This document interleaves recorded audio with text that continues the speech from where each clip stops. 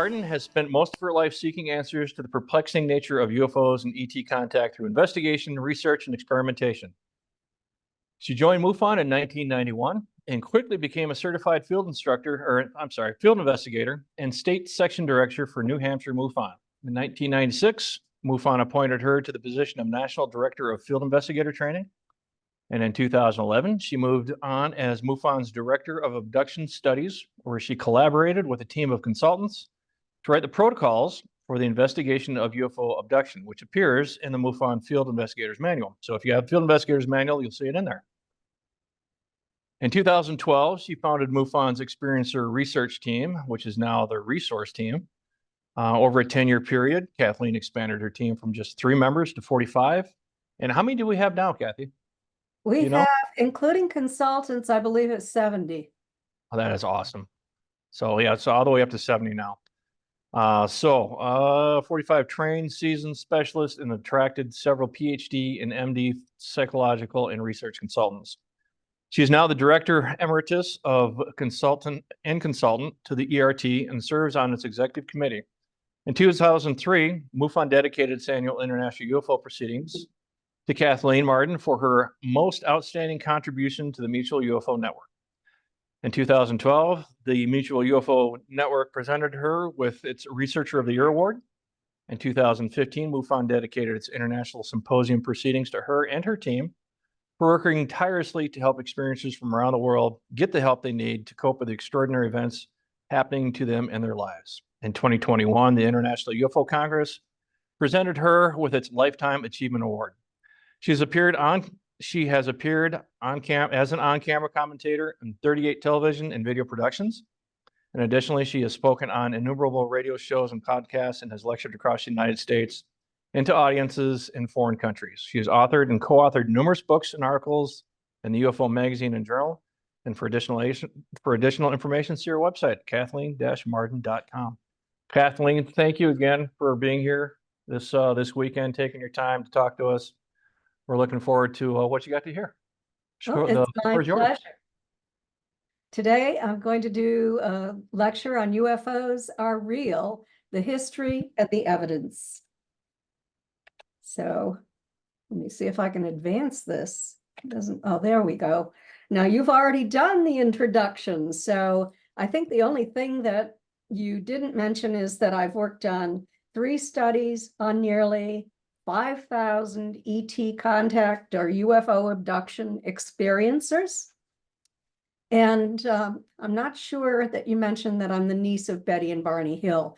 And I was 13 when they had their experience. Betty called my mother the day they arrived home from that. So that is when my interest began. Today, I'm going just to talk about first ufologist investigations of the physical and circumstantial evidence, the major historical government studies on flying discs and the cover-up, and the recent U.S. government UFO and UAP studies and their findings. So the first section is on UFO investigation by ufologists and academics, a historical perspective. Here are some of the types of evidence that we look for: eyewitness reports and witness credibility, multiple witness reports, photographic evidence, radar evidence, declassified government documents, physical trace evidence, including electromagnetic, radiation, soil anomalies, etc., and scientific studies of the evidence.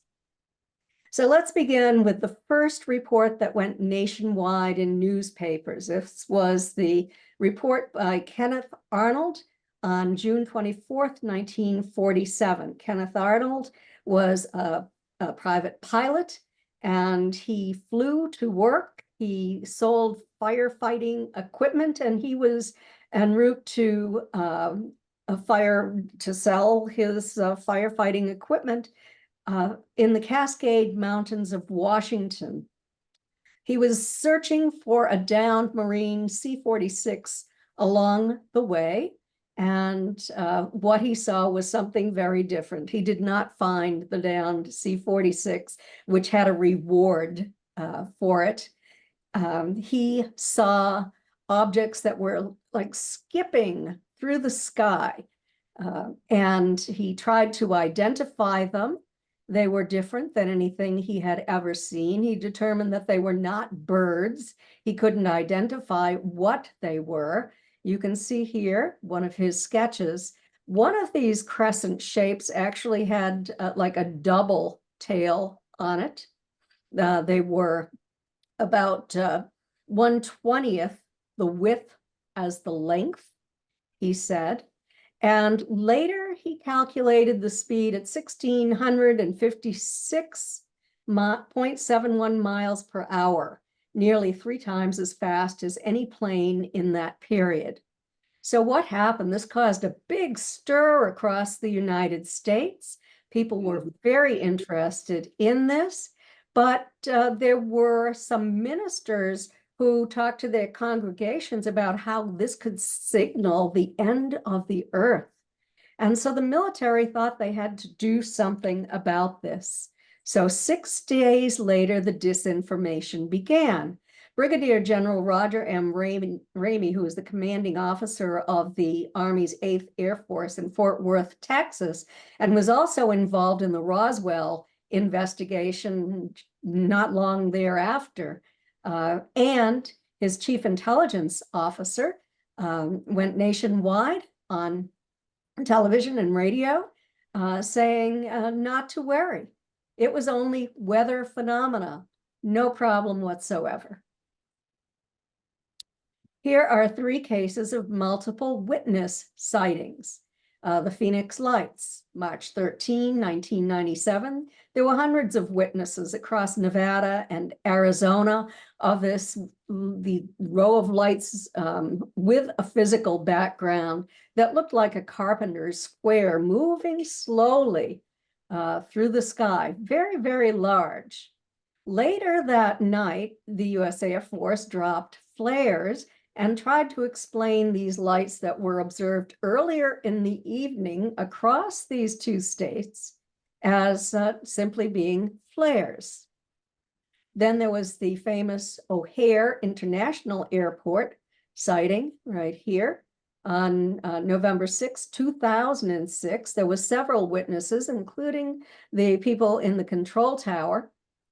And the FAA explained it away as a punch hole cloud. The only problem with that was that the weather characteristics were not consistent with the creation of a punch hole cloud. This was just another attempt to dismiss it, and hopefully no one would find out that it was impossible. Then there's the Stephenville, Texas case. In January of 2011, 300 witnesses of a mile-long UFO. MUFON did a thorough investigation of this, and but the U.S. Air Force said it was nothing more than fighter jets, which if you read MUFON's study on that, it definitely was not fighter jets. There might have been fighter jets in the air that came out to investigate it, but this was something completely different. Now let's get back to how the governor of Arizona at the time responded to the Carpenter's Square with lights in the sky observed by hundreds of people. His name is Symington, and his initial reaction was to hold a press conference. There he is. And he has one of his associates dressed up as an extraterrestrial to draw laughter from the crowd. And he simply dismissed it, that there was nothing to this, it was only flares. But then 10 years later, he came forward with a completely different story. And this is a quote from him. He said, "I am a pilot and I know just about every machine that flies. It was bigger than anything that I've ever seen. It remains a great mystery. Other people saw it, responsible people. I don't know why people would ridicule it. It was enormous and inexplicable. Who knows where it came from? A lot of people saw it and I saw it too. It was dramatic and it couldn't have been flares because it was too symmetrical. It had a geometric outline, a constant shape. Well, here's some more photographic evidence. The top photograph was taken in McMinnville, Oregon, by the farmer Kent way back in 1950. Now look at the craft in the lower picture. This was gun camera video taken in 1957 in France. Notice the similarity. This is an incredible case in my estimation. Another photographic evidence case taken in Turkey from 2007 to 2009. So there were several videos that were taken. And this security guard who was right here on the coast, you can see he was a security guard at night. You'd go outside and look out over the water. And he started to see these unusual craft coming in toward the coast. And this was his location. So this is where he was. This is 27 miles out, 29 miles, 34 miles.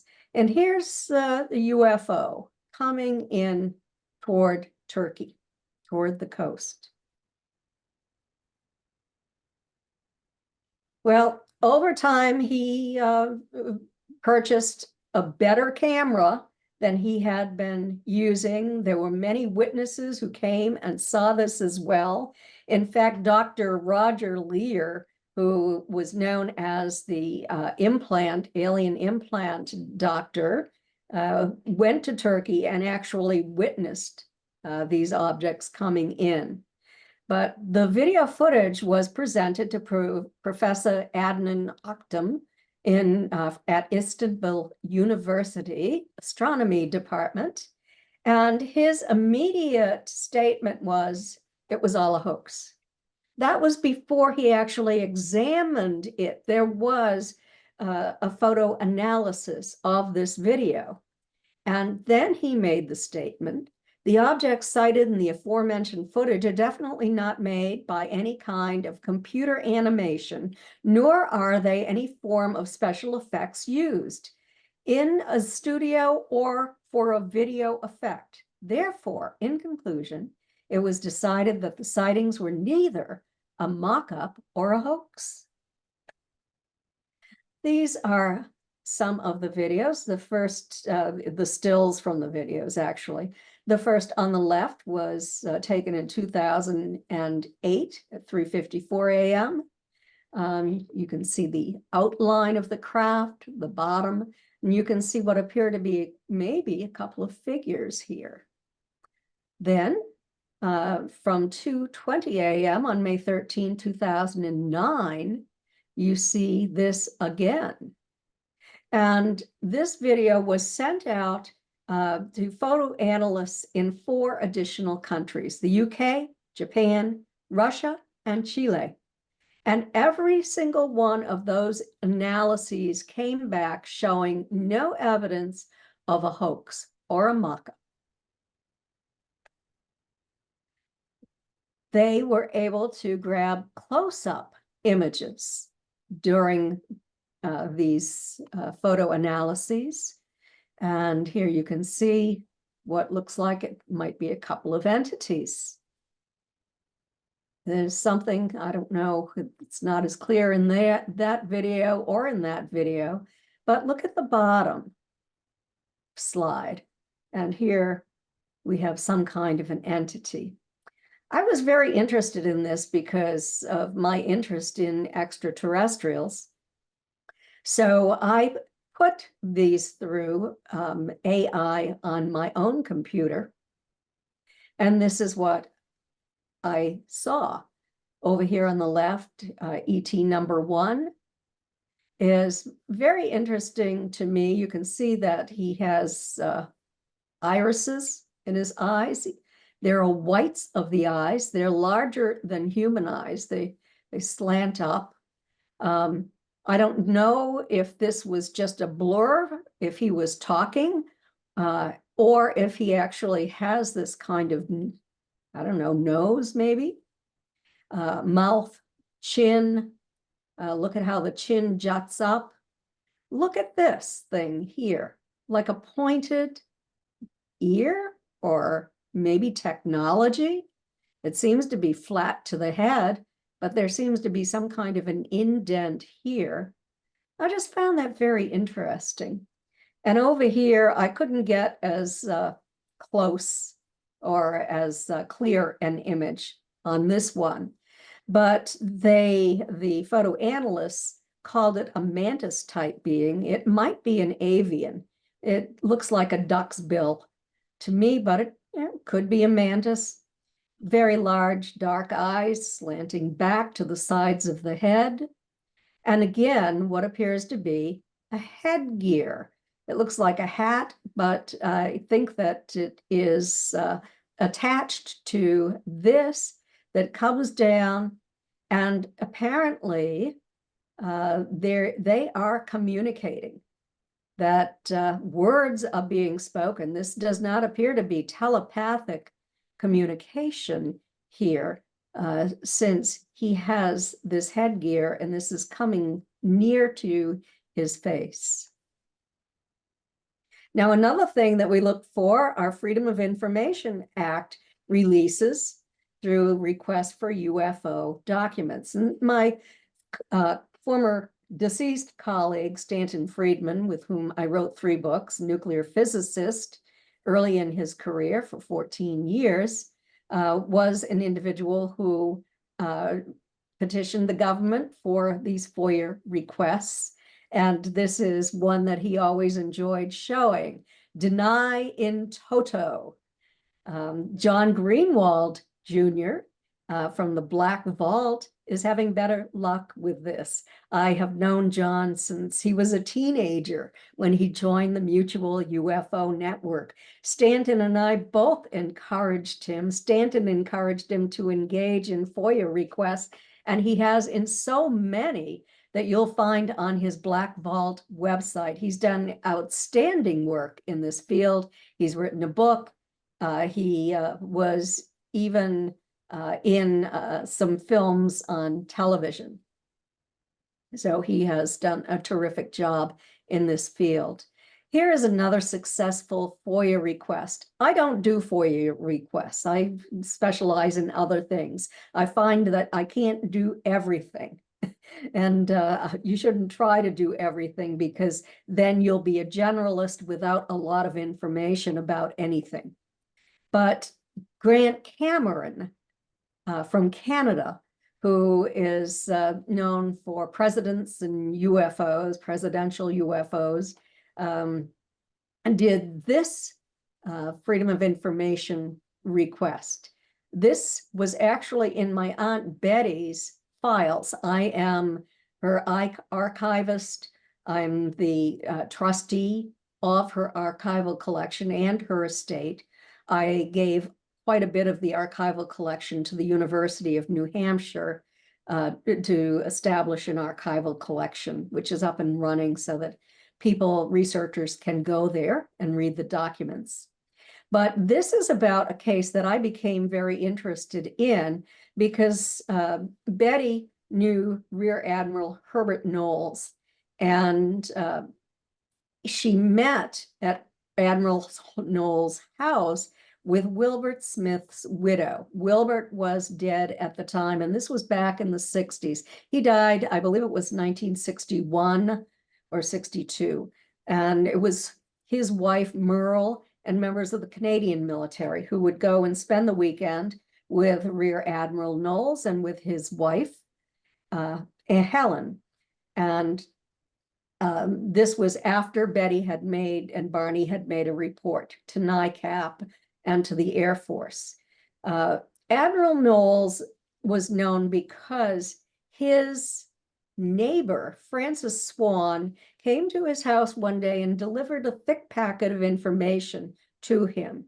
when he read the information in the packet that she claimed she had received from extraterrestrials, he said, "This is astounding. This is a matter of national security. There is information in here that no one of her level of education and knowledge should have. She's a housewife." And so he sent this packet of information to Margaret Chase Smith, who was the senator of Maine. She sent it to Dwight Eisenhower. And I have the evidence trail on this, but this is a Freedom of Information Act release by the director, or to the director of the FBI. The FBI, the Office of Naval Intelligence, and the CIA and the Air Force became very interested in this case. I wrote quite a bit about this in my books, Forbidden Knowledge 1 and 2.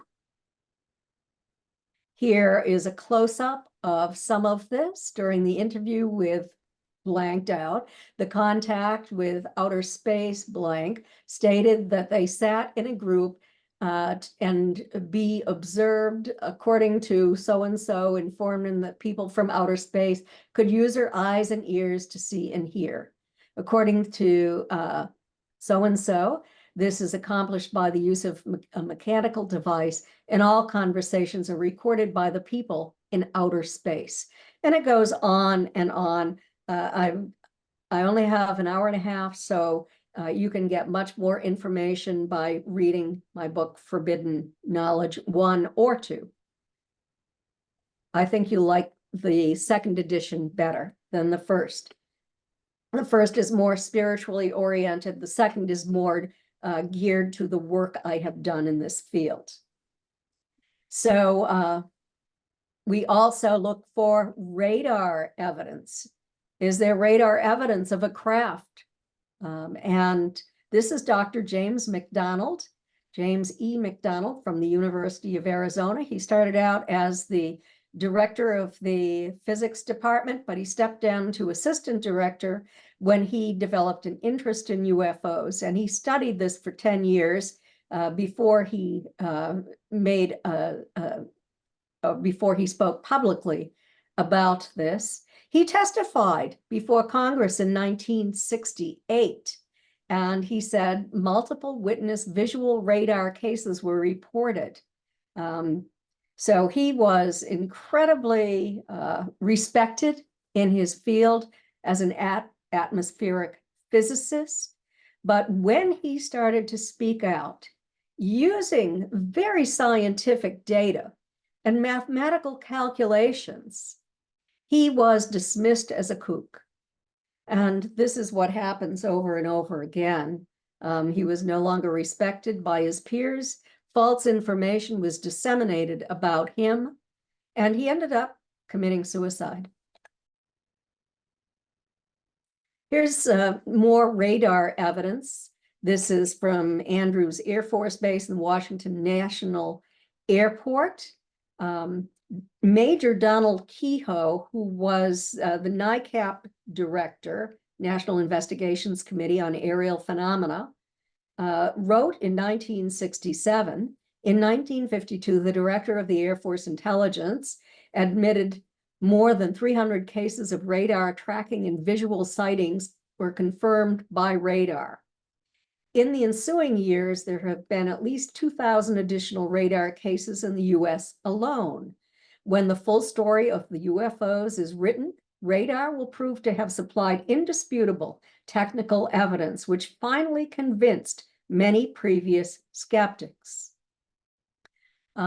This case of over Washington, D.C., a very famous case, you've probably heard about it, took place on July 26 and 27, 1952, where radar operators at several airports, airline and F-94 fighter pilots sighted and tracked many unidentified blips or lights over the Washington area at various speeds over a period of 3 hours and 10 minutes.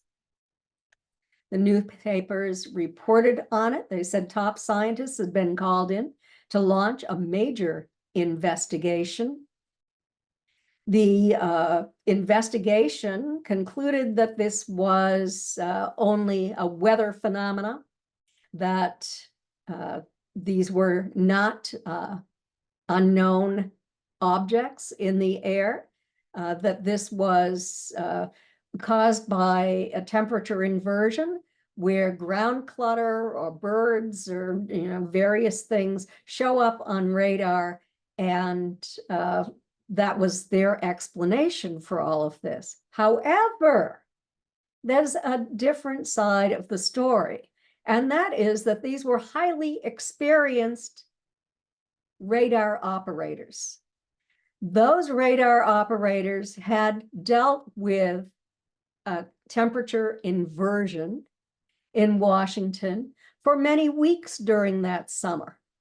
They knew the difference between unidentified, unconventional craft and clutter on the radar screen. So this became a big story. It became so big, and it went nationwide and across the world. In fact, there were sightings reported as far away as in Japan, all over the United States that summer, up and down the East Coast, that Major General John A. Samford called the largest press conference since the end of World War II at the Pentagon. Now, there were other speakers besides him, but these are a couple of the statements. You'll find the actual transcript of the statements online if you look for it. He said, reports like this go back to biblical times. We're not trying to discredit the observers. That's the reason that I said we have many reports from credible observers of incredible things. There is nothing else in the work that can do these things except phenomena. Something else we look for, especially as field investigators for MUFON, is physical trace evidence. And this is a famous case from 1971 that was investigated by Ted Phillips, he's now deceased, but he was an outstanding investigator. In fact, he collected samples of 5,000 physical trace evidence cases from 80 countries. Now, this case took place in Delphos, Kansas, when Ron Johnson, who was a 16-year-old boy, went outside just before dinner, and his mother and father were in the house getting ready for dinner, and he went out to feed the farm animals as any farm boy would do. He had his dog with him, and there above the ground, they saw an unconventional craft just hovering above the ground. He was so terrified that he and his dog hid behind a tree. And he actually made the statement that he was frozen or paralyzed. I don't know if he was paralyzed by this craft or just paralyzed by the fear of being in proximity to this craft. But when the craft finally left, when it took off in this direction, he saw this evidence on the ground. There was a white powdery substance and it fluoresced. He ran to the house, he got his parents, his mother took photographs of this, and then they went in and they reported it to the police department. You can see that there is some drift over in this direction. When his mother actually touched this white powder, her hands, the places on her body where the powder went, caused a tingling sensation and a numbness. So this was quite an extraordinary case. Some of the things that we look for as investigators is the soil inside the ring. Is the soil any different from the soil outside the ring? Well, probably the most prestigious individual who investigated this was Dr. Errol Farouk. He's from the UK. He's an organic chemist. He works for GlaxoSmithKline. he has had many publications in esteemed, prestigious professional journals such as Science and Nature. He took part in this study. MUFON's Phyllis Budinger did a study as well. She has a master's degree. She was worked for BP Amoco, formerly Standard Oil, for 35 years. And she did a study, a very good study on this as well. But Dr. Farouk said that the ring soil is extremely water repellent, like pouring water onto a glass plate. That was not true of the soil taken outside the ring, a few feet away from this ring. He mixed the soil with water in a centrifuge and exposed it to UV light, and it fluoresced. The sample contained an organic compound that could emit light when exposed to air. The chemiluminescent spray had created the elongated section of the ring that I showed you before, corresponding to the wind direction on the night of the near landing. Common causes such as fairy rings or fungus infections was considered, but did not conform to the properties of the ring. Now, the debunkers all said it was just a fungus infection, it was nothing more. But people who actually had PhDs and did the science on this said that it was not. He attempted to have his article published in Nature and in Science. They turned him down time and time again. He challenged them. Why? Why will you not publish the scientific report?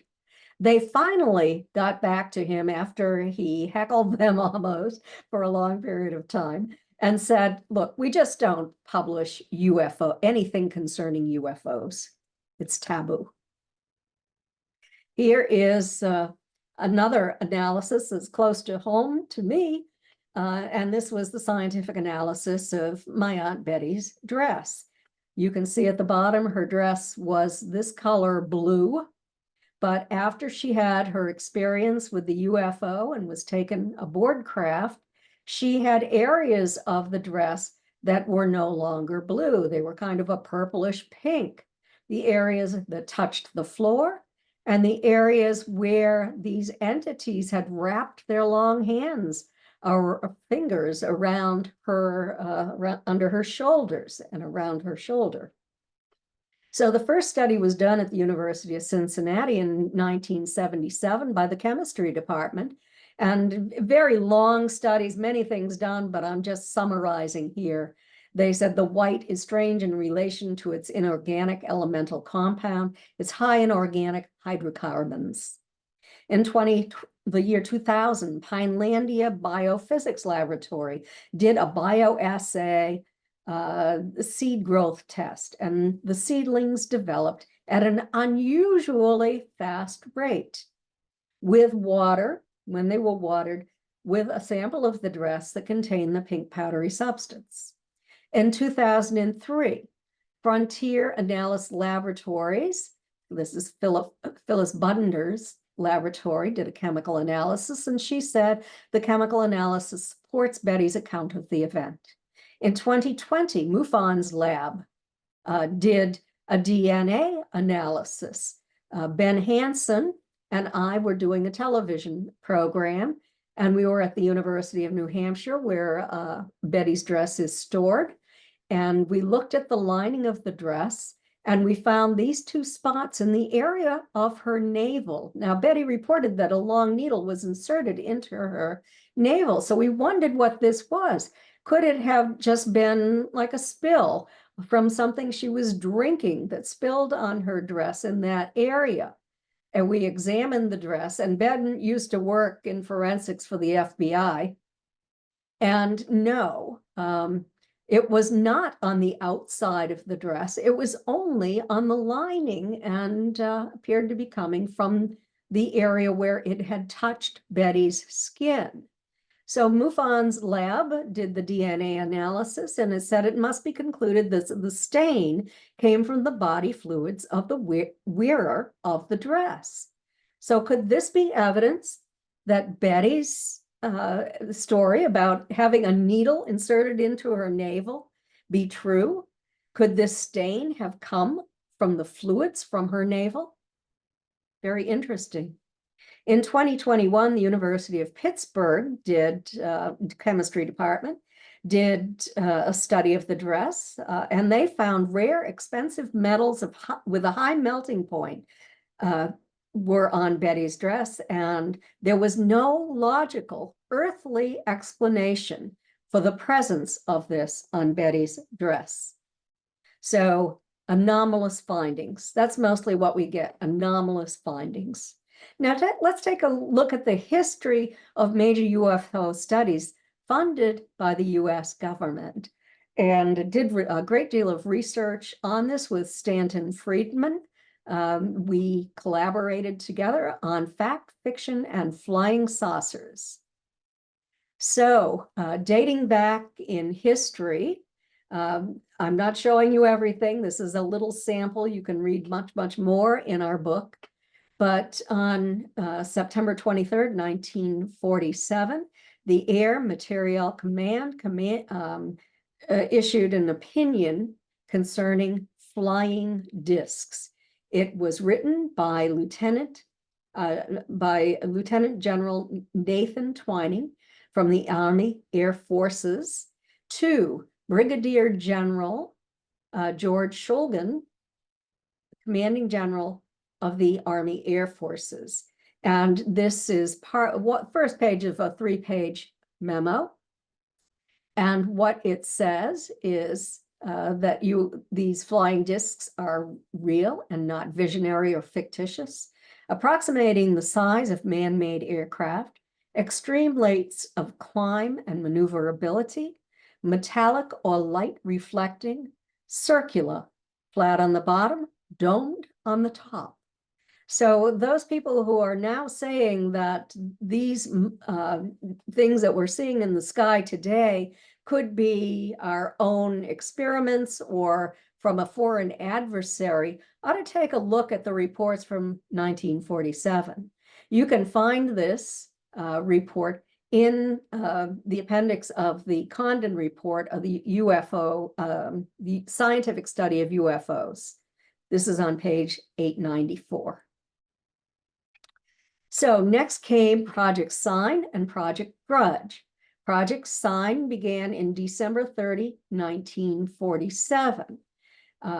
There were many professional scientists and military officers who collected, collated, and evaluated all sightings that could affect national security. On February 11, 1948, this was assigned to the Air Technical Development Center. They analyzed and evaluated 243 cases, and they favored the ET hypothesis in the end. They submitted this to the military generals, and the military generals said, no, we're not going to accept this. And so they dismissed all but 2 low-ranking officers, and they started Project Grudge in February 1949. Their assignment was to give simple scientific explanations to the reports that Project Sign had evaluated but could not explain. The 1/4 that defied explanation were attributed to psychological causes. So another example of a cover-up. Here's the first director of Project Blue Book, Captain Edward Ruppelt. He ended up writing a book later on in which he spoke about, in 1952, the ATIC had 4,400 UFO reports. Of these, they investigated 1,593. They did the same kind of analysis, categorizing them. And 18.51% were identified as balloons. 11.76% as commercial or conventional aircraft, 14.2% as astronomical bodies, 4.21% as other, 1.66% as hoaxes, yet 22.72% as insufficient data, and 26.94% as unknowns. They could not be categorized as anything known on this planet. That deserved further investigation, but it also upset the CIA, and the CIA got involved in all of this. So it was in 1952 that the CIA was taking a serious look at this. What are we going to do about this and the public? So they appointed H.P. Robertson, who was the chief science consultant to the CIA, the CIA funded, he was to head up the CIA funded Robertson panel. It met from January 4th through 18 in 1953. They reviewed 15 cases in detail. There were many more cases that members of the panel could read about. But at the meeting, they reviewed 15, and he informed the closed session panel that their job was to reduce public concern by assigning prosaic explanations to UFO reports. He had this secret panel of scientists, and there were 4 scientists in addition to him. One was Thornton Page, astrophysicist, director of operations research at the office in the Department of the Army. Dr. Samuel Goodsmith, atmospheric physicist, chief scientist at Brookhaven National Labs. Dr. Luis Alvarez, radiation physicist, University of California, Berkeley, who later won a Nobel Prize in physics, and Dr. Lloyd Berkner, intelligence consultant, physicist, assistant to the Secretary of State. He ended up missing 2.5 days of the 4-day sessions. He was also shows up as a member of MJ-12, that alleged secret group set up by Harry Truman in 1947 to study the UFO problem and make decisions. Now, as you probably noticed, all of these are government scientists. They're all related to the government very closely. There were also other leaders of the CIA project team from the Office of Scientific Intelligence.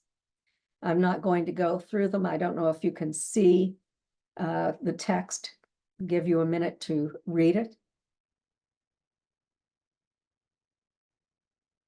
You might have heard of the name Frederick Durant from the Durant Report, panel secretary and auxiliary member. Also present at a later session were auxiliary members from Project Blue Book, Edward Ruppelt, again, Project Blue Book director, and Dr. J. Allen Hynek, Project Blue Book astronomical consultant. I'm sure that you're all familiar with him and his name and the work that he did. He ended up discovering that UFOs actually were real after he dismissed them on behalf of the government for many years. I don't know if I should say government. The military intelligence community is probably more like it. And then he formed the Center for UFO Studies. And also there was Dewey Forn May, the Pentagon UFO chief. So one of the cases that they looked at was from July 2nd, 1952 at 11 a.m. in Tremonton, Utah. Navy Warrant Officer Delbert Clement Newhouse was an aerial photographer with 2,000 hours flying time. He was making a cross-country trip by road in his car with his wife and his 2 children in the back seat. And his wife pointed out these flying objects just as they were leaving Tremonton, Utah. And they were much closer than what you see here. And they attracted his attention so much that he pulled to the side of the road because he'd never seen anything like this. And so he decided that he would get his video equipment out of the trunk of the car and set it up. And by the time he had accomplished this, these objects had moved off into the distance, but this is part of the video that he captured. He sent it off to the Navy, and it went to the Air Force as well. They examined 600 frames. The Air Force expended 1,000 hours analyzing this, doing a frame-by-frame analysis on this video. And they attempted to identify the objects as balloons, aircraft, atmospheric mirages, birds in flight, etc. They had no earthly explanation for this. Yet, Dr. Alvarez made the comment to the other scientists that this looked like seagulls flying off the coast of California. So what did they do? They sent this film back to the Air Force and the Navy for reevaluation. Dr. Alvarez had not done any kind of scientific evaluation, nor had any of the scientists. It was the Air Force and the Navy who had a thorough analysis, and this is what happened at the Robertson panel. In the end, the Robertson panel members stressed the opinion that UFOs should be viewed as phenomena, much as Foo Fighters during World War II. They recommended a debunking campaign that would reduce the public's interest in flying saucers through television, motion pictures, and popular articles. Scientists were encouraged to debunk UFO reports through deductive reasoning, and they started to do this. Dr. Donald Menzel from Harvard, who was closely connected to the US government and to the NSA and CIA, wrote his first book debunking UFOs that very same year. And they recommended surveillance of civilian UFO groups and their leaders. And there's plenty of evidence that that is taking place and has over many years. Then came 2 changes in US Air Force policy. First, to Air Force Regulation 200-2. And that stated Project Blue Book will inform the news media on UFOs only when they had been positively identified as familiar objects. The names of the principals, intercept and investigation procedures, and classified radar data could not be revealed. All unsolved cases were classified. More evidence of the cover-up. Then came JANAP 146. It was actually on the books much earlier, but it hadn't been enforced until after the Robertson panel met. And it says it is a crime for military personnel to discuss classified UFO reports with unauthorized persons. Violators faced up to 2 years in prison and or fines of up to $10,000. It was a lot of money back in the 1950s. Project Blue Book, Special Report number 14, is the largest study ever conducted by the US Air Force. 3,201 cases were examined in detail at the prestigious Battelle Memorial Institute. These are 2 samples of the same report, 2 different covers. One was released by Dr. Leon Davidson, prepared by him in 1966, the other by Stanton Friedman. But the report was a 1955 report.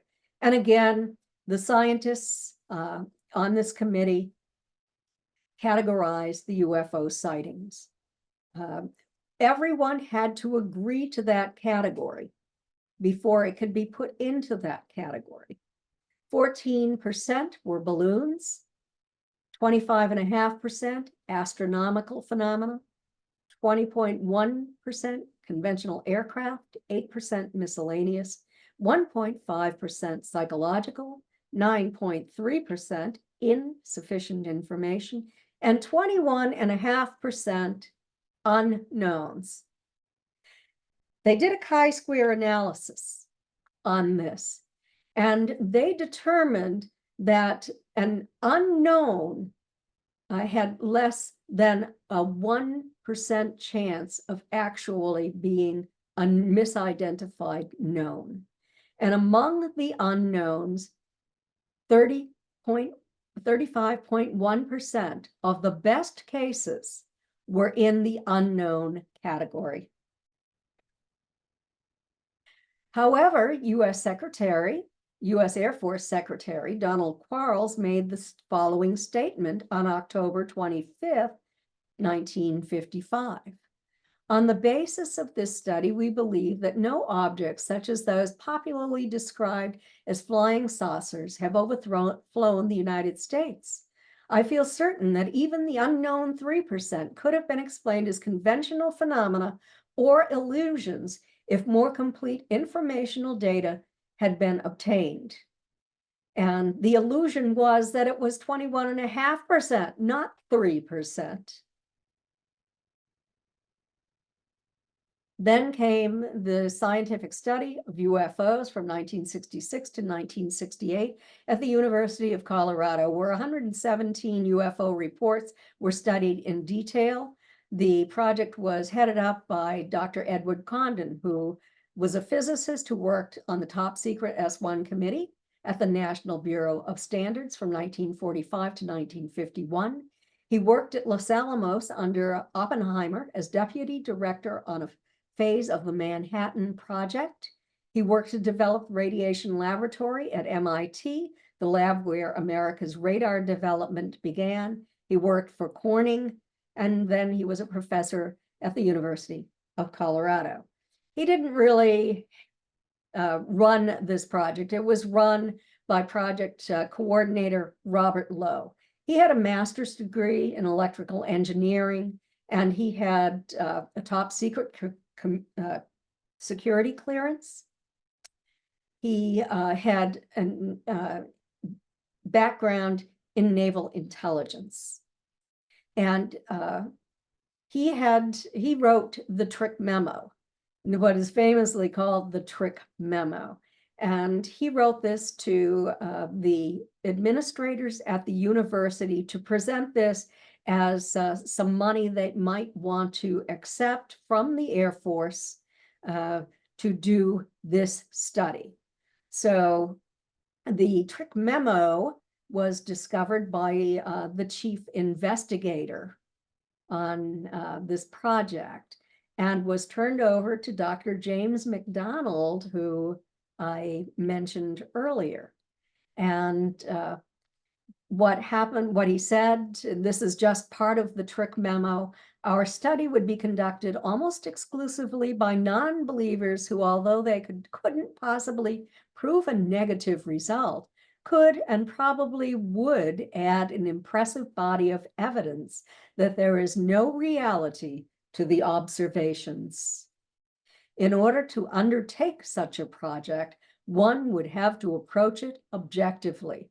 That is, one has to admit the possibility that such things as UFOs exist.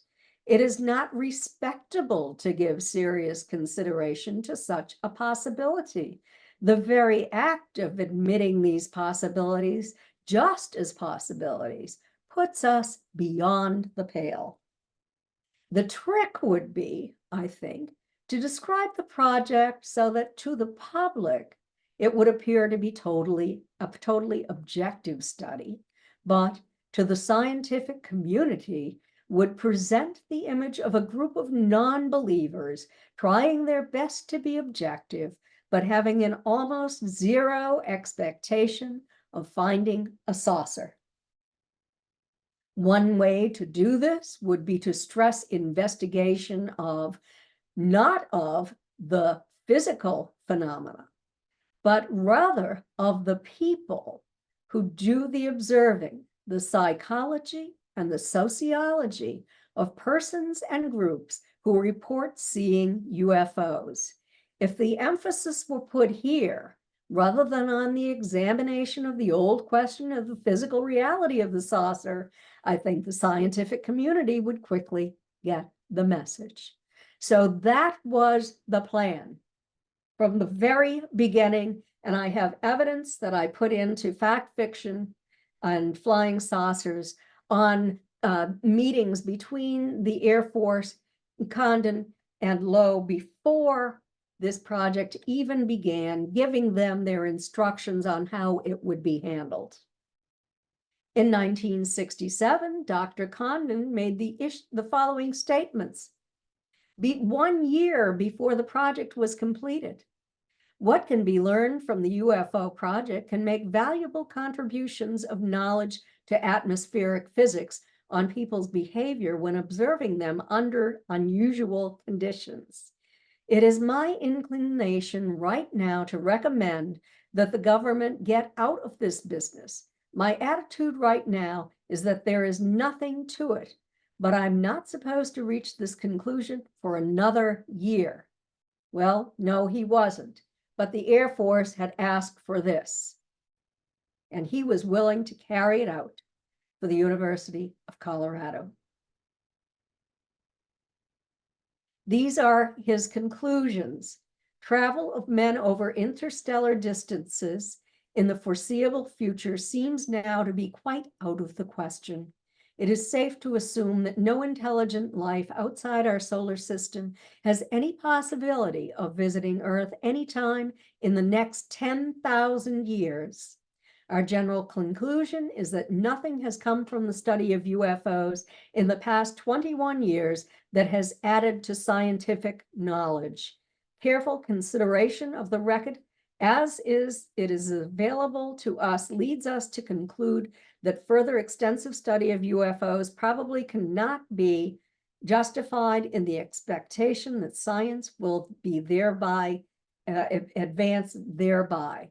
His report was submitted to the National Academy of Sciences, of which he was a member. They rapidly approved his suggestions.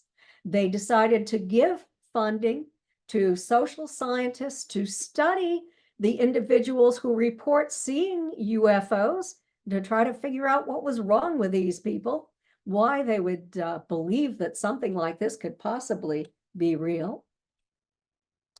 So in my opinion, the entire thing was a sham, although if you read the Condon study, there are some good scientific evaluations in that study.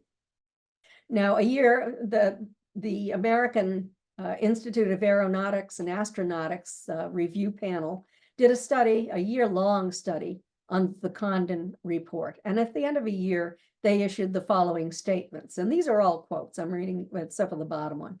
The summary discloses many of Condon's personal conclusions. A phenomenon with such a high ratio of unexplained cases, 30% of the 117 cases studied in detail, should arouse sufficient curiosity to continue its study. And the bottom I have already told you. Okay, let's move along to the more recent study. The first congressional hearings on UFOs in 50 years by the House Oversight and Accountability Investigation of UAPs. Now, they don't like the name UFOs because I think UFOs implies that it's actually structured craft that fly in the air, just like Major General John Samford back in 1952. He preferred to use the word UAPs. It started with UFOs, it went to unidentified aerial phenomena, and as time goes on, it becomes more amorphous. They want it to be unidentified anomalous phenomena at this point. This is the military funding. So the The study is headed up by U.S. Representative Tim Burchett of Tennessee, and he, as I said, leads the investigation. On May 17, 2022, the House Intelligence Subcommittee on Counterterrorism, Counterintelligence, and Counterproliferation officials said there are nearly 144 reports of military personnel about possible UAP encounters. 11 of these incidents were near misses with U.S. military aircraft. So here we have national security concern if these aircraft are almost running into these objects. These are some statements that Representative Burchett has made during his congressional investigation.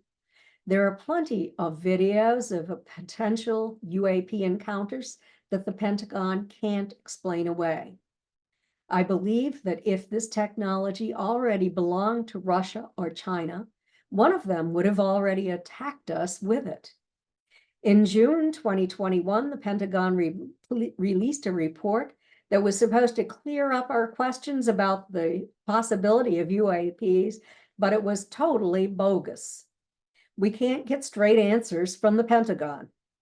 Our highest ranking leaders don't want American citizens to know the truth. The Pentagon and all our elected leaders need to do everything we can to destigmatize reporting on UAP encounters. The brass at the Pentagon will continue to be evasive, and the American public will remain in the dark unless Congress asserts its role as an oversight body and demands truth and accountability from defense officials and the rest of the executive branch. We became aware of all of this when the New York Times on December 16, 2017, in their column titled "Glowing Auras and Black Money, the Pentagon's Mysterious UFO Program," by well-known journalists, esteemed journalists Helene Cooper, Ralph Blumenthal, and Leslie Kean, researched, investigated, and wrote this article. They mentioned how Harry Reid, who was the former Senate Majority Leader, led the funding effort for the Advanced Aerospace Threat Identification Program that ran from 2007 to 2012. Prior to that, there was a different program, OSAP, that we've learned about more recently.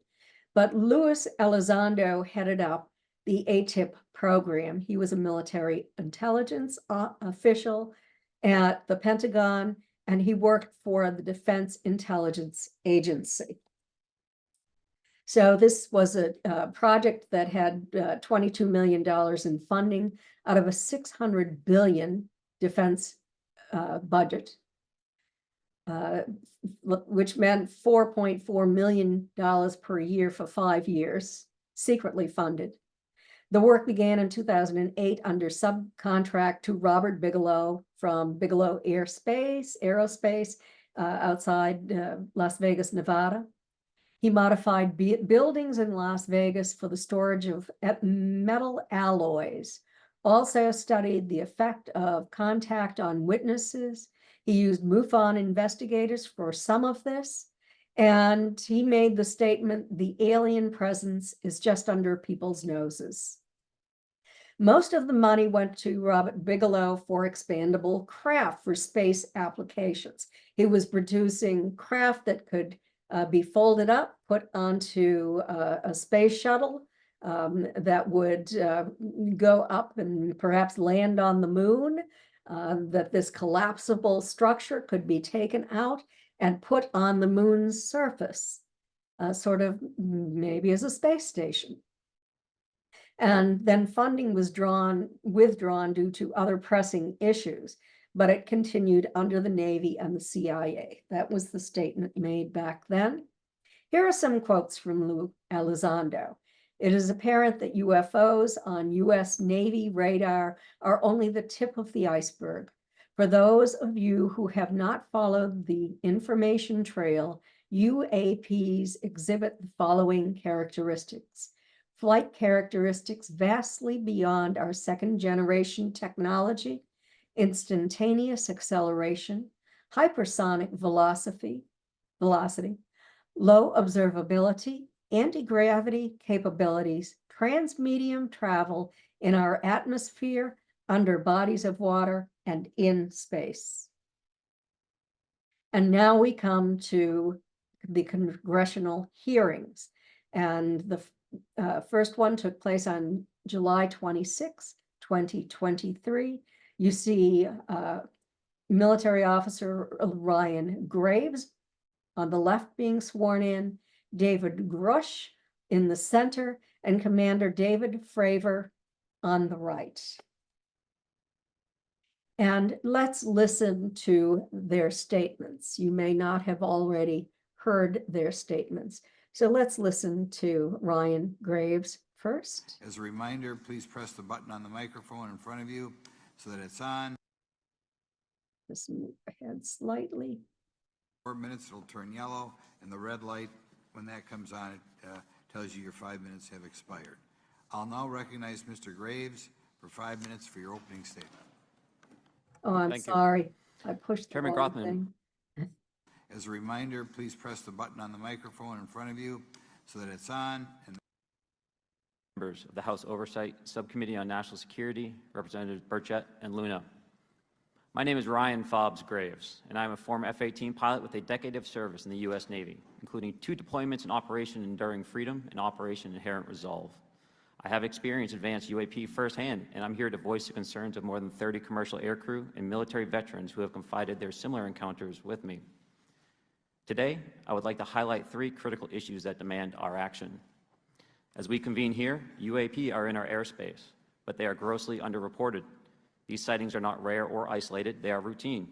Military aircrew and commercial pilots, trained observers whose lives depend on accurate identification, are frequently witnessing these phenomena. The stigma attached to UAP is real and powerful and challenges national security. It silences commercial pilots who fear professional repercussions, discourages witnesses, and is only compounded by recent government claims questioning the credibility of eyewitness testimony. Parts of our government are aware of more about UAP than they let on, but excessive classification practices keep crucial information hidden. Since 2021, all UAP videos are classified as secret or above. This level of secrecy not only impedes our understanding, but fuels speculation and mistrust. In 2014, I was an F-18 Foxtrot pilot in the Navy Fighter Attack Squadron 11, the Red Rippers, and I was stationed at NAS Oceana in Virginia Beach. After upgrades were made to our jet's radar systems, we began detecting unknown objects operating in our airspace. At first, we assumed they were radar errors, but soon we began to correlate the radar tracks with multiple onboard sensors, including infrared systems, eventually through visual ID. During a training mission in Warning Area Whiskey 72, 10 miles off the coast of Virginia Beach, 2 F-18 Super Hornets were split by a UAP. The object, described as a dark gray or a black cube inside of a clear sphere, came within 50 feet of the lead aircraft and was estimated to be 5 to 15 feet in diameter. The mission commander terminated the flight immediately and returned to base. Our squadron submitted a safety report, but there was no official acknowledgement of the incident and no further mechanism to report the sightings. Soon, these encounters became so frequent that aircrew would discuss the risk of UAP as part of their regular pre-flight briefs. Recognizing the need for action and answers, I founded Americans for Safe Aerospace. The organization has since become a haven for UAP witnesses who were previously unspoken due to the absence of a safe intake process. More than 30 witnesses have come forward, and almost 5,000 Americans have joined us in the fight for transparency at safeaerospace.org. The majority of witnesses are commercial pilots at major airlines. Often, they are veterans with decades of flying experience. Pilots are reporting UAP at altitudes that appear above them at 40,000 feet, potentially in low Earth orbit or in the gray zone below the Kármán line, making inexplainable maneuvers like right-hand turns and retrograde orbits or J-hooks. Sometimes these reports are reoccurring, with numerous recent sightings north of Hawaii and in the North Atlantic. Other veterans are also coming forward to us regarding UAP encounters in our airspace. and oceans. The most compelling involve observations of UAP by multiple witnesses and sensor systems. I believe these accounts are only scratching the surface, and more will share their experiences once it is safe to do so. In closing, I recognize the skepticism surrounding this topic. If everyone could see the sensor and video data I witnessed, our national conversation would change. I urge us to put aside stigma and address the security and safety issue this topic represents. If UAP are foreign drones, it is an urgent national security problem. If it is something else, it is an issue for science. In either case, unidentified objects are concerned for flight safety. The American people deserve to know what is happening in our skies. It is long overdue. Thank you.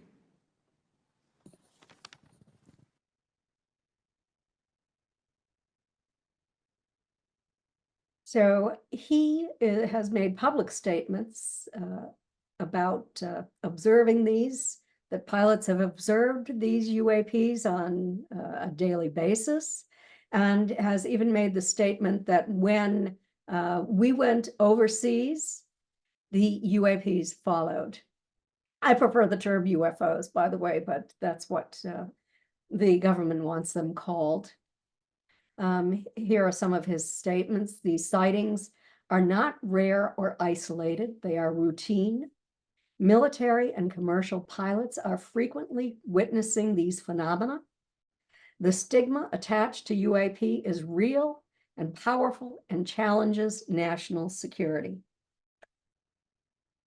Next up was David Grush, who has created the greatest uproar, stir among the public, among the government officials, and at the military. He's been threatened. So because he talks about non-human biologics. So let's listen to what he has to say. This topic represents. If UAP are foreign drones, it is an Let's see.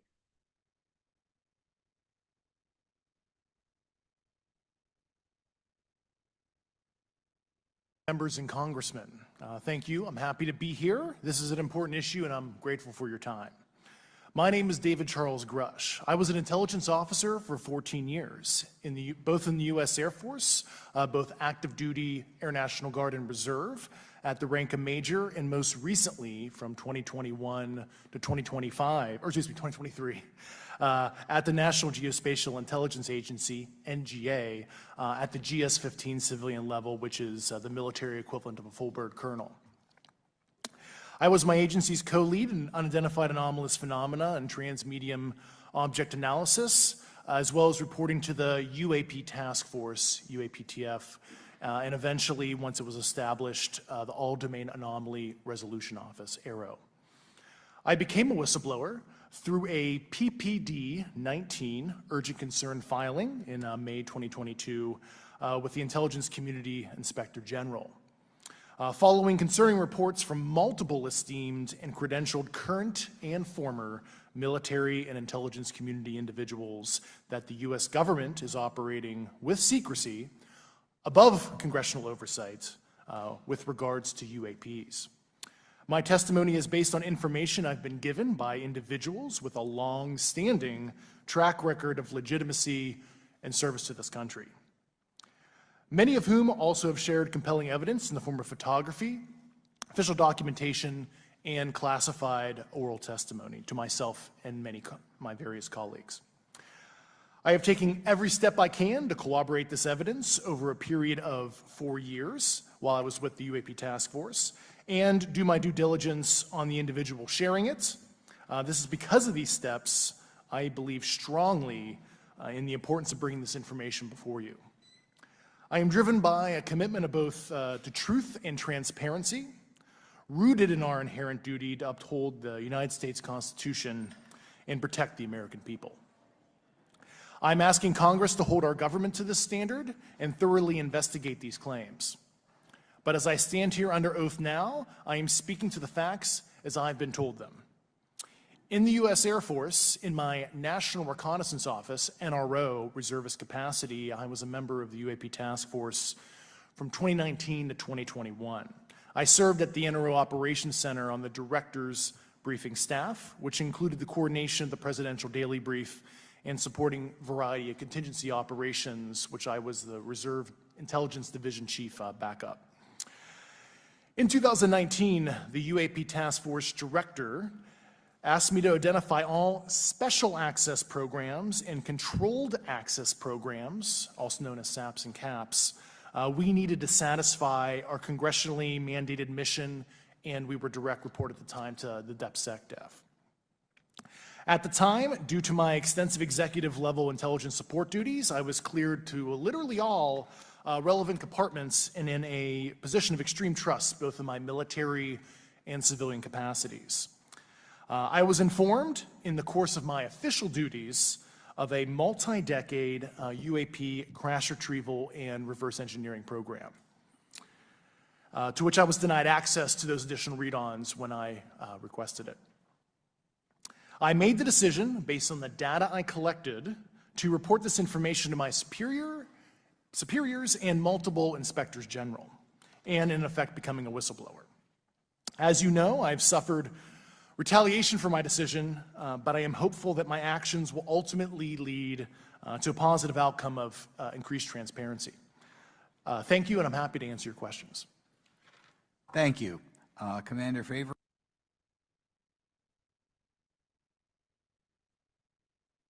So after he made these statements about non-human biologics, retrieved craft, UFOs, he was severely attacked.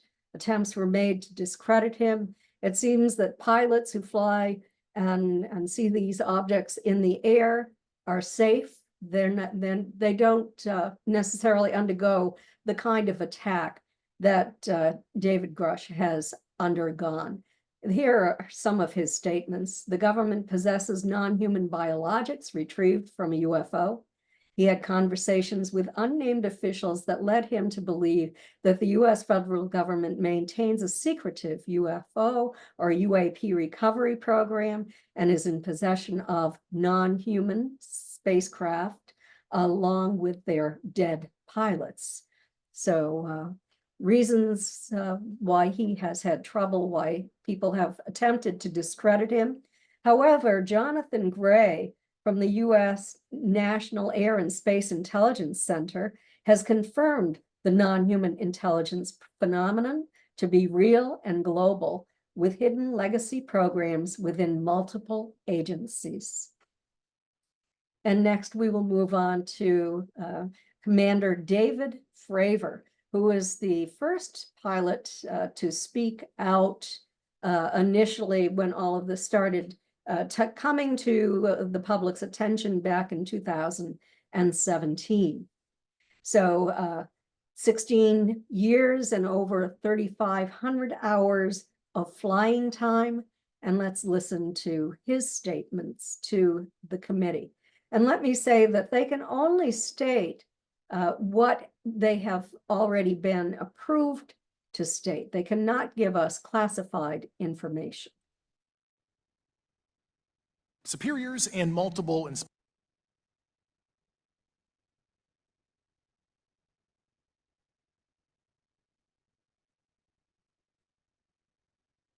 standard debrief where the backseaters went down to our carrier intel center and briefed what had happened, and that was it.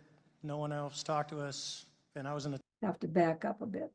Incident that you were engaged occurred in 2004.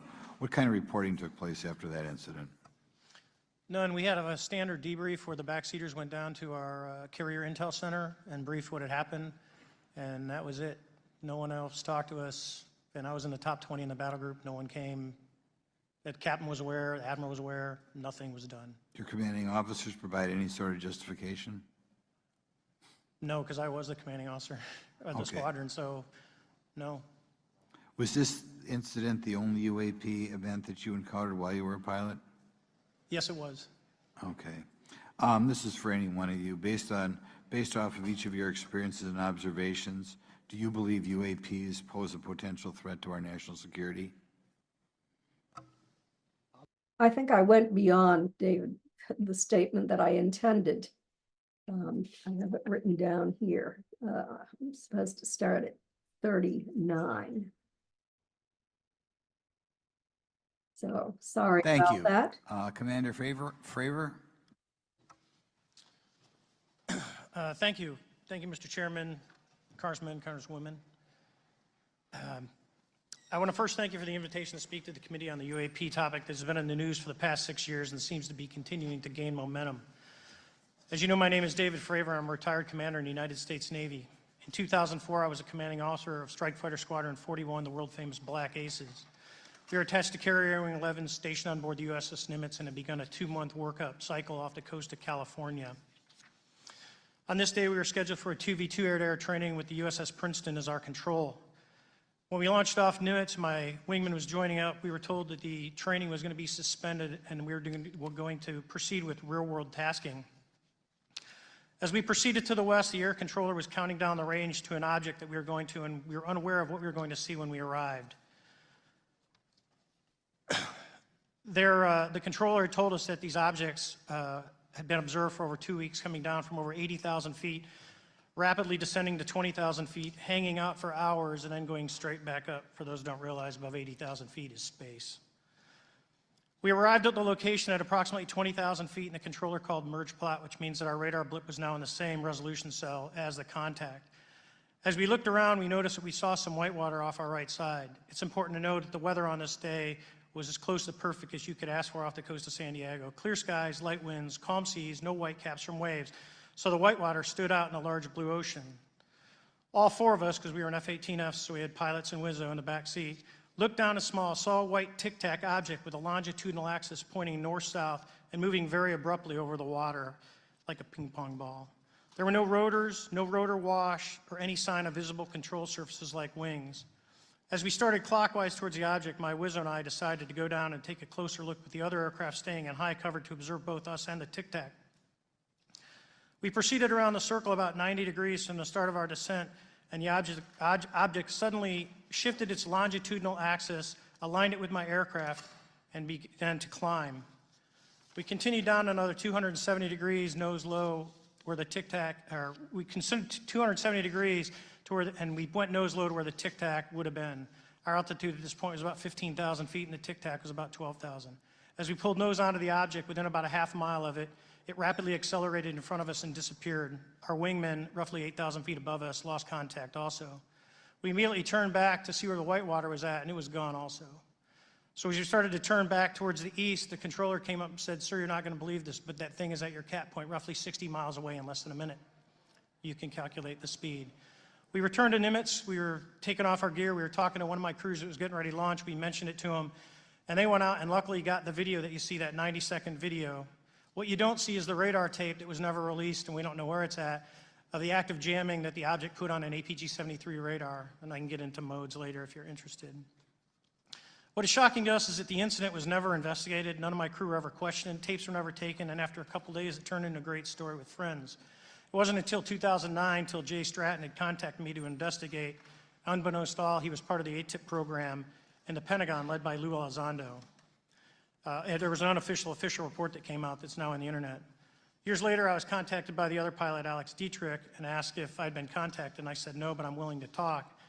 I was contacted by Mr. Elizondo, and we talked for a short period of time, and he said we'd be in contact. A few weeks after that, I was made aware that Lou had left the Pentagon in protest and joined forces with Tom DeLonge, Chris Mellon, Steve Justice, and others to form Two Stars Academy, an organization that pressed the issue with leading industry experts and U.S. government officials. They worked with Leslie Kean, who is present today, Ralph Blumenthal, and Helene Cooper to publish the articles in the New York Times 2017 New York Times, and it removed the stigma on the topic of UFOs, which is why we're here today. Those articles open the door for the government and public that cannot be closed. It has led to an interest from our elected officials who are not focused on little green men, but figuring out where these craft are, where they're from, the technology they possess, how do they operate. It also led to the Whistleblower Protection Act and the NDAA. There are multiple witnesses coming forward to say that have firsthand knowledge, and Mr. Grush just covered that. What concerns me is that there's no oversight from our elected officials on anything associated with our government processing or working on craft. believed not from this world. This issue is not a full public disclosure that could undermine national security, but it is about ensuring that our system of checks and balances works across all work done in the government using taxpayer funds. Relative to government programs, even unacknowledged WAVE programs have some level of oversight by the appropriate committee members in the House and Senate, and this work that is said to be occurring from whistleblower testimonies should not be exempt. In closing, I would like to say that the Tic Tac object we engaged in 2004 was far superior to anything that we had on time, have today, or are looking to develop in the next 10 years. If we in fact have programs that possess this technology, it needs to have oversight from those people that the citizens of this great country elected in office to represent what is best for the United States and best for the citizens. I thank you for your time. Thank you very much. Thank you very much. I know it's very. So I believe is very credible and outstanding.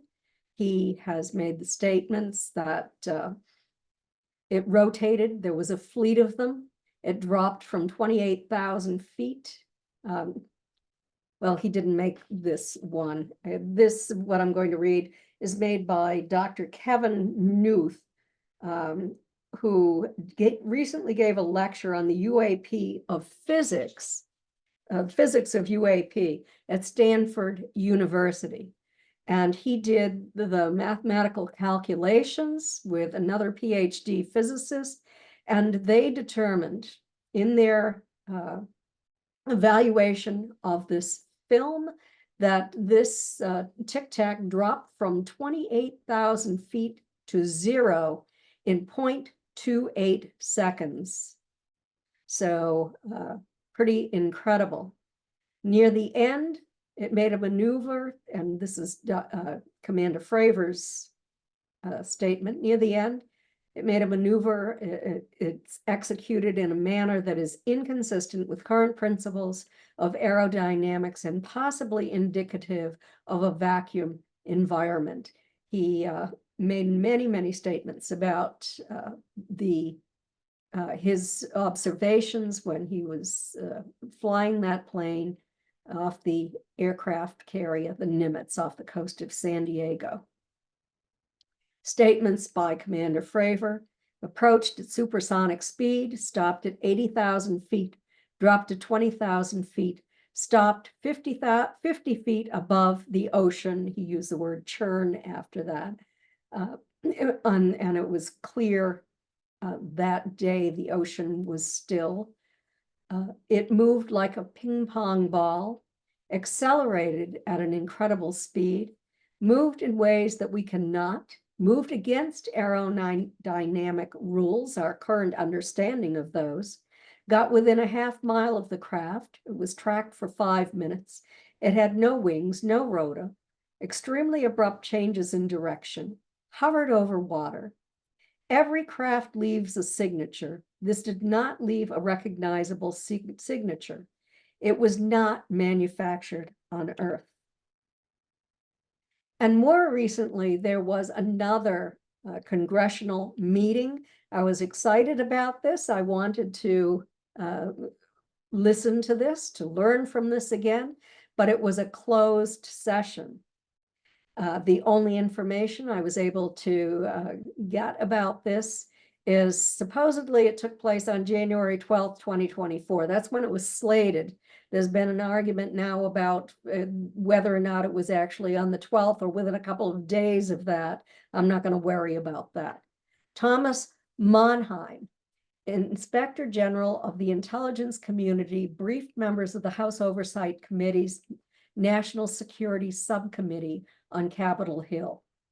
Lawmakers remain frustrated in their attempts to get more information about David Grush's explosive whistleblower claims.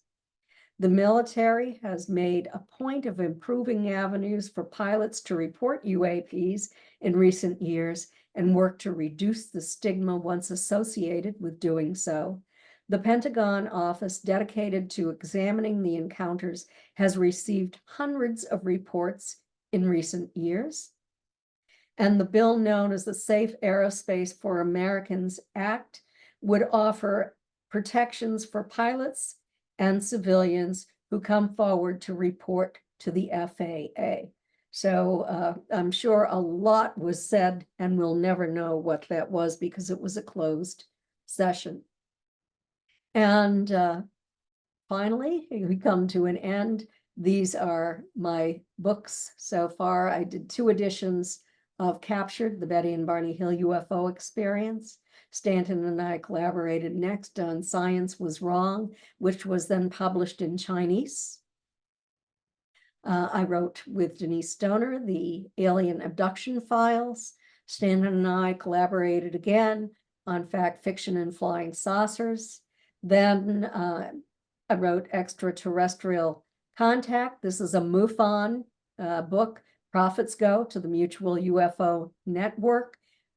3 members of the ERT specializing in various areas of study contributed a chapter to the book. It has been published in France, in French, and then I went on to write Forbidden Knowledge, personal journey from alien abduction to spiritual transformation, which is more of a spiritually oriented book, includes some experiments that I worked on, some personal experiences that I've had, that sort of thing. I then wrote a 2nd edition because there was a lot of confusion among my colleagues about that 1st edition. The 2nd edition is it has the same title, but it is a different book. It has many differences, some overlap, but it is geared toward my history as an experiencer of UFO observation, of contact, my relationship with my aunt, Betty Hill, information that the public doesn't know. Also about the beginning of my research and investigation and everything that I've done in the field, including an unconventional, unorthodox experiment. So those are my books. And I want to thank you very much for listening, and I'd be happy to take your questions. Let me stop. Thank you very much, Kathleen. That was really good. A round of applause for Kathleen. Definitely. Thank you. If anybody has any questions, please come up so you can speak in the mic. Yep, right here. I see hands up. Yep. Eric? And Yeah, we Christine. got one coming up here just a second. There you go. Oh, all right. Hello, Kathleen. It's good to meet you. Oh, nice to meet you as well. Okay. Hi. I was just going to question you about the hypnosis therapy and what they brought up through that and stuff like that. If you've done that even, I don't even know. I've seen some of your videos on YouTube and it's really interesting. Thank you. Yes, I did. When I began my career, I had an interest in learning everything that I could about hypnosis. I spent a summer at the university reading all of the academic studies, wrote a paper. I received a small grant, wrote a paper on it, learned all that I could about hypnosis from the academic studies, and then decided that I should go on and become a certified hypnotherapist. So I did that. And I also have studied a level 3 quantum healing hypnosis practitioner. I'm retired now. I no longer do it because of illness that I've had for the 15 months that I'm finally getting over, related to COVID and the vaccine. So anyway, if you do hypnosis very carefully, and I do, so that you will not lead the witness, that you don't feed the information to the witness, and the witness hasn't read a great deal of information, you can get a pretty good story, you might call it, or reliving of the event. When I do hypnosis with somebody, I use deep trance hypnosis. I do this because Dr. Benjamin Simon did it, and I had a great deal of respect for him. He's the psychiatrist who worked with Betty and Barney, my aunt and uncle. Others have used a very light stage of hypnosis. John Mack did. but Hopkins used a light stage of hypnosis. But I use deep trance hypnosis and very, very careful using forensic hypnosis where I don't ask any questions unless the person has already mentioned something and I want clarification. What we've learned through hypnosis is, well, the only reason I will do or did hypnosis is because a person had some conscious recall. They had a fairly close-up sighting of a craft. They had conscious recall for this. They had an abduction. They had subsequent abductions and had some conscious recall of that. I work very carefully. Other people don't. What I discovered from the people that I have worked for as their hypnotist is that they're extraordinarily frightened in the beginning, that they're hit by a beam of light, that they are then absorbed into this beam. They find themselves on craft. Generally, for the majority, they end up on a table and they're undergoing experimental medical examinations. Samples are being taken, over extracted, implants inserted. They are finally allowed to get off the table, and they might be given an education. They might be given a tour of the craft. They might see the central core of the craft and the technology inside there, the consciousness of the craft. They might be shown images or visions are implanted into their minds. They're no longer frightened once they arrive on the craft. Generally, the ETs have taken control of their emotional state. The information that they're through visions or screens that they watch this on, they're seeing environmental disasters on our planet. It's a warning. They want experiencers to carry that information to the general public. The mistake is that experiencers end up without having clear memories of this. So some of them that I have worked with over the years are actually in environmental fields for work, but never even knew why they went into this. They didn't have these memories until later on, after they had hypnosis. So some people I guess, have carried out the ET's requests.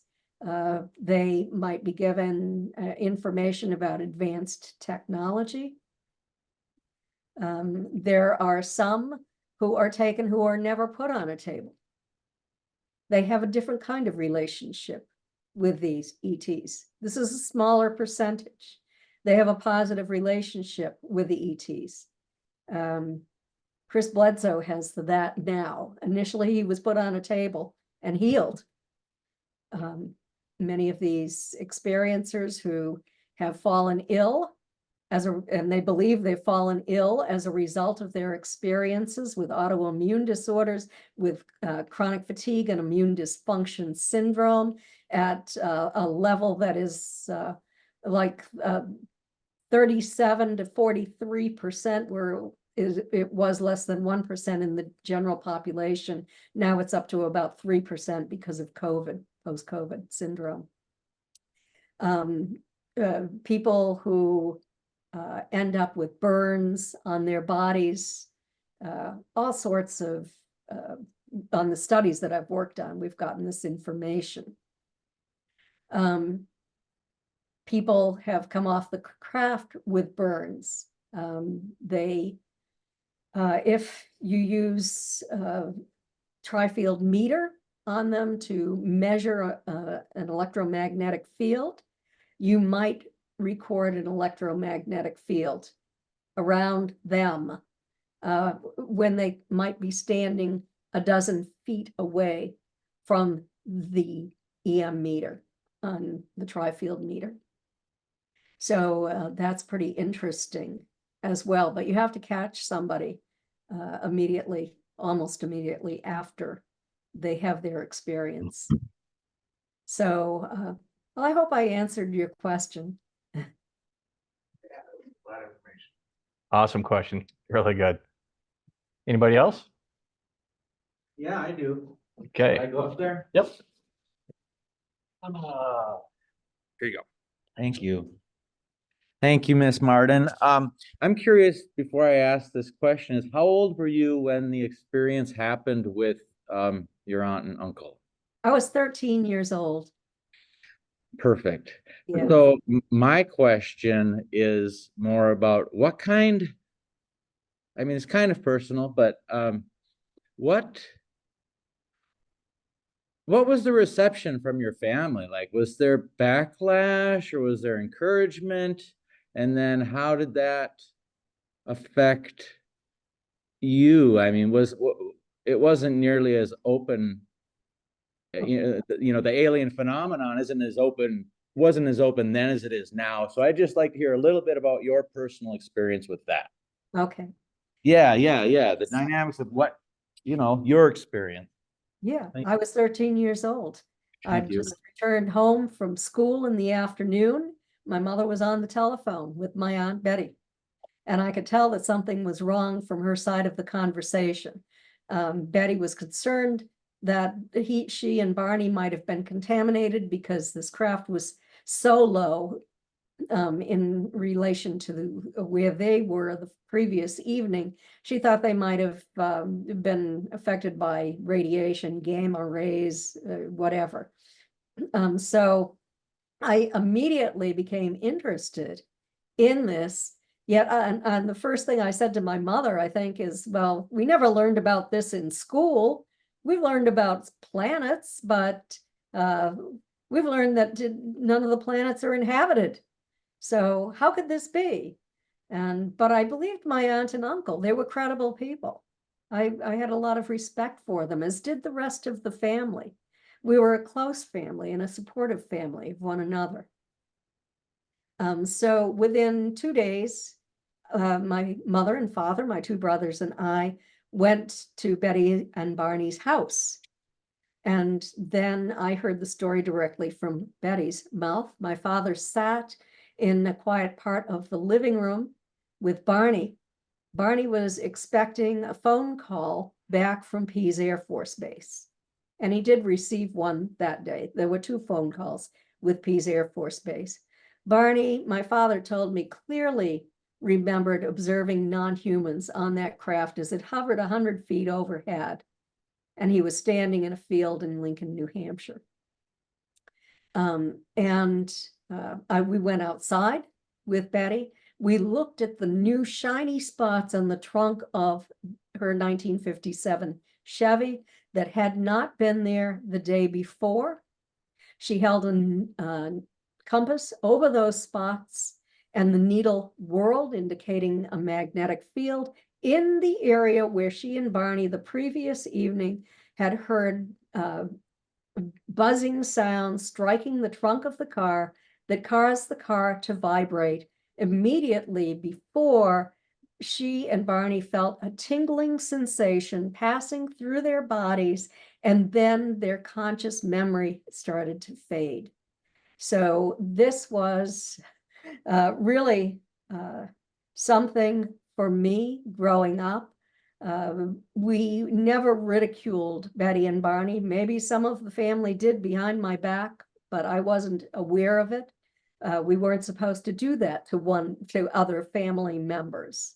They could be different than us, but we could not ridicule them. They were family. And I would have no reason to ridicule Betty and Barney, although I would for some other family members. So anyway, as time went on, this was investigated, of course, by NICAP. After they reported to Pease Air Force Base and NICAP. And then I had the opportunity to meet all of these different investigators who came out. That Betty and Barney would bring them to my grandparents' house in Kingston. I grew up across the street from my grandparents. And so that was quite extraordinary to see these investigators in action. I don't believe I ever met Alan Hynek. I met Jacques Vallée. Let me think who else. Dr. James Harder. Of course, Stanton Friedman, but that came later. And other investigators, lesser known, Walter Webb, for example, who was the original investigator on the case. And in fact, when I was doing my investigation of their case, which started the formal investigation in 1991, I interviewed Walter Webb and got some of his records on the case that were not in Betty's files. So was very, very interesting. And as time went on, you talked about Betty calling in UFOs. I don't know if she was the first one to do a CE5 experiment or not, but a team of scientists who were working on this case quietly asked Betty and Barney to participate in a contact experiment. They called it a biophysics experiment. No, a psychophysics experiment. And so Betty, being the primary subject, would go outside and they would these scientists would give her a script to try to telepathically communicate to these ETs. And she was supposed to give them the number of days into our year when they should show themselves, the longitude, the latitude of the area, and more specific information. And then the scientists would go out and they would look for the craft. And sometimes they saw craft, sometimes they didn't. She also tried to call in craft to land on my grandparents' farm and in the area. So I'm sure you've heard about the incident at Exeter that happened in 1965. All of these UFOs, a flurry of UFOs in southern New Hampshire. Betty was doing her experiments in this time frame. And all these UFO sightings were seen and no one knew about her experiments. Now, one came in and landed on my grandparents' farm. It left physical trace evidence. My grandmother saw it coming in. One of our neighbors, who was a commercial pilot, was returning home from work, and he saw the craft coming in for a landing. It was investigated, and physical trace evidence was there. This was a big thing as well. So I was there along every step of the way. This case was supposed to remain confidential. Betty and Barney had a reputation in the state for their political activities. And of course, they were an interracial couple.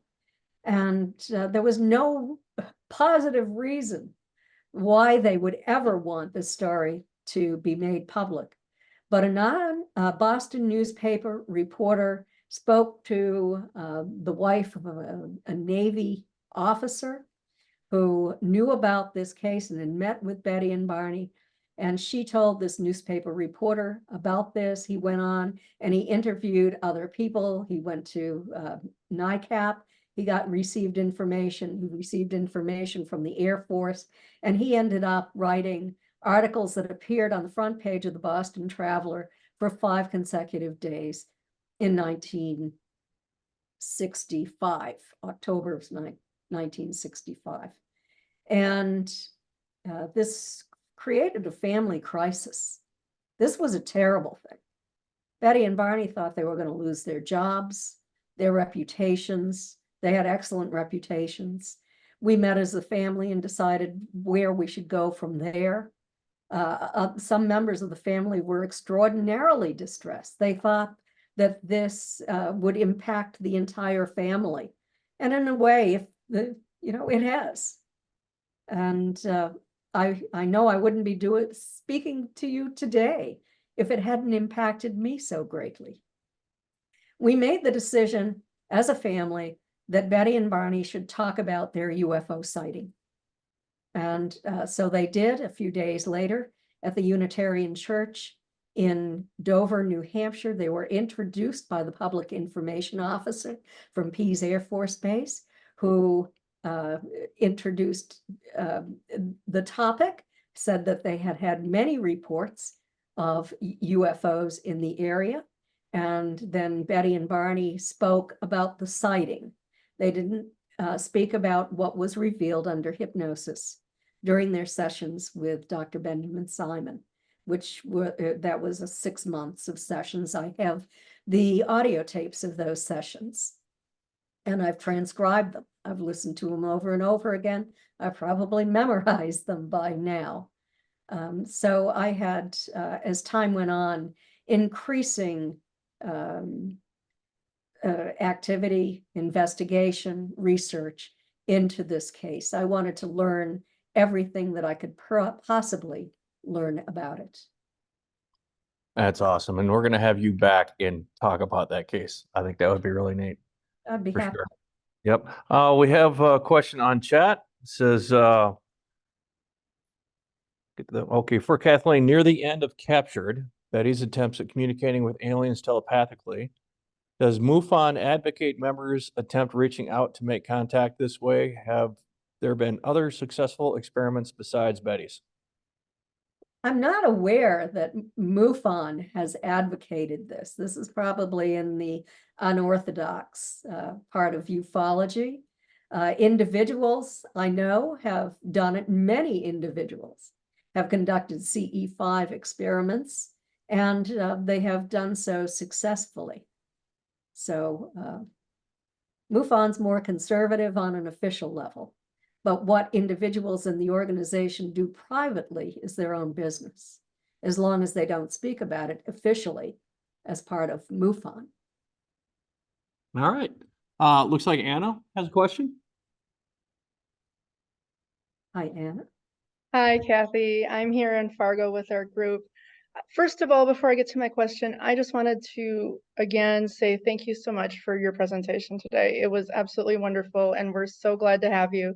And I'm just really, really happy that you're doing well enough to do this kind of stuff. Thank you so much. And it's just wonderful to see you and see you on the ERT as well. Indeed, for both of us, I think the ERT is so important, and I am so glad that and privileged to be on it. But I'm so glad that you started that. I think it's just a very beneficial thing for our experiencers. Well, I'm so pleased that MUFON asked me to form that group. So my question for you today is, with all of the recent whistleblowers and government discussion and congressional hearings and all of that at a more government level, is there anything in there that you personally feel validates your experiences or your research, and not necessarily validating yourself for other people, but just personally? Is there anything that really speaks to you and says, oh, okay, finally, there's some disclosure about X, Y, or Z? Well, as you know, I specialize in alien abduction, ET contact, that sort of thing. So, David Grosh's statements really had a positive impact on me. I know that people have tried to discredit him, saying that he's psychologically disturbed. He did have PTSD after he came back from Afghanistan. Lots of people do. That's war is not nice. It's not good for the human condition. Of course, you'll have traumatic stress. But Gary Nolan is another one. I have the utmost respect for Gary Nolan and the research that he is doing. And now I just today found out about an organization, committee, whatever it is, that's at Stanford University, where various professors are meeting to actually do a scientific evaluation of the evidence. So I'm really excited that PhD academics are working on this because, let's face it, they have more credibility than people like me. I mean, I feel I'm credible. I've done my research. I've done a lot of work in this field. But if I were a university professor of physics, I would be more credible than I am now. So yes, I'm thrilled about this. I'm thrilled about the military officers who are coming forward. I know military officers who have actually been abducted, who want to come forward. They're just waiting. They don't want retribution from the military and the military pushback, but we'll see if they have the opportunity to come forward. All right, awesome. I believe Chris Harmon has his hand up. Yes. Chris, you can go ahead and Another unmute member yourself. of the ERT. Hi, Chris. Chris, you're muted. Okay. I want to say how great this presentation was. It was fantastic, and I want to say good job. Thank you so much, Chris. I put a lot of time and effort into this presentation. I'm hoping to have the opportunity to give it at a conference. That would be great. It looks like you put a lot of effort into it for sure. Yep. Anybody else? Any questions? Any questions in Fargo? Lou. You got a question? We got one here. Okay, hang on.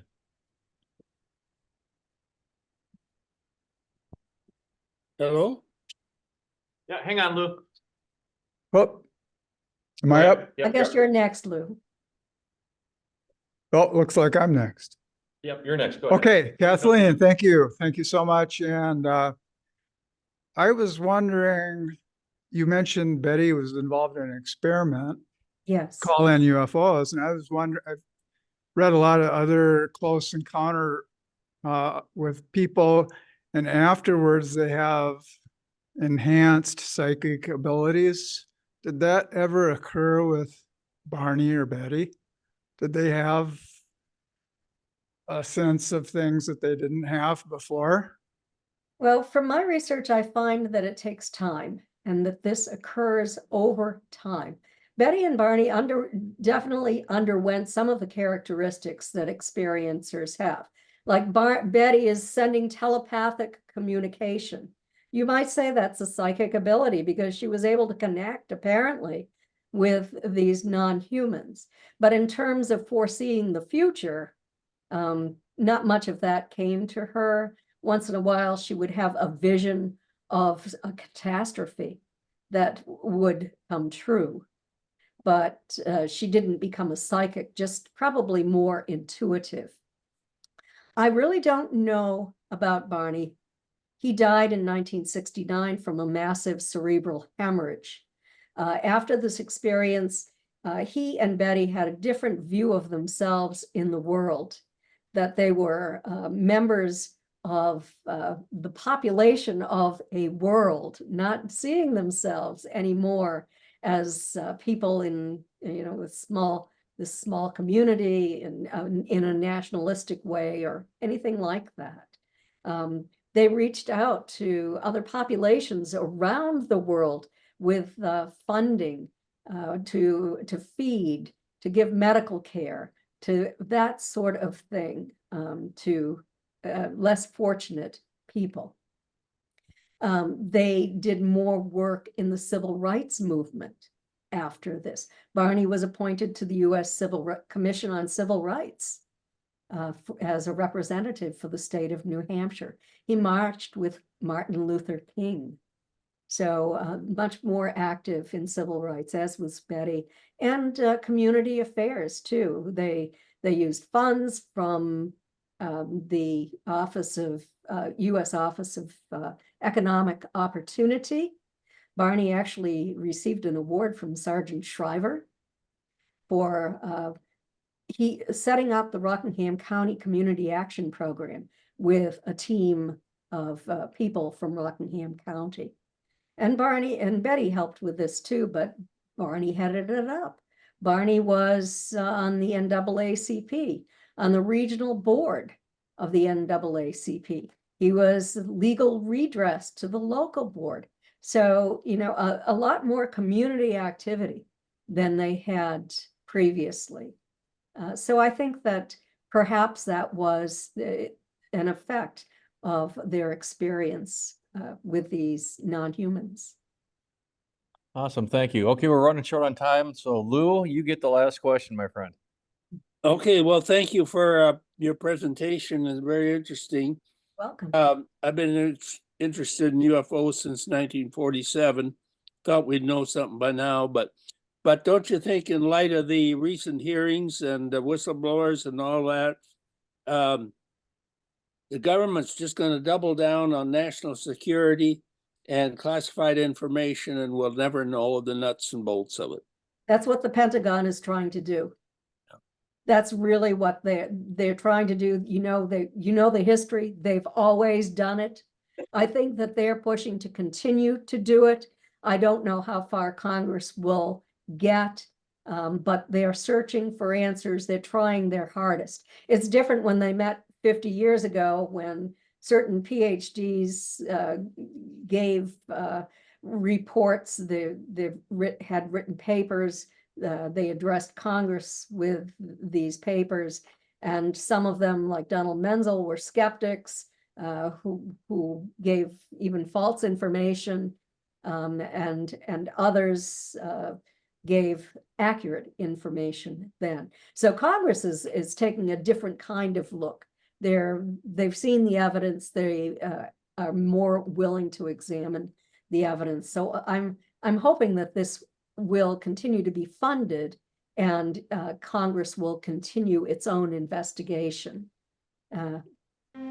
with immunity to military witnesses who are willing to come forward.